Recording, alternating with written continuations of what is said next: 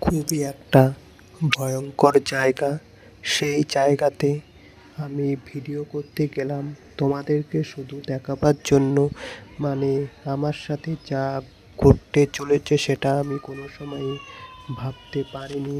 একটা পুরনো বাড়ি, সেটা খুব ভয়ঙ্কর। মানে এখানে একজনের কাছে শুনলাম জায়গাটা মানে ভালো না।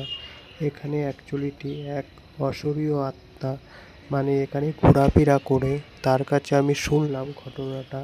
তাও ভিডিওটা আমি যখন করছি মানে হাত পা কী বলবো, গায়ের পশম মানে আমার খাড়া হয়ে যাচ্ছে।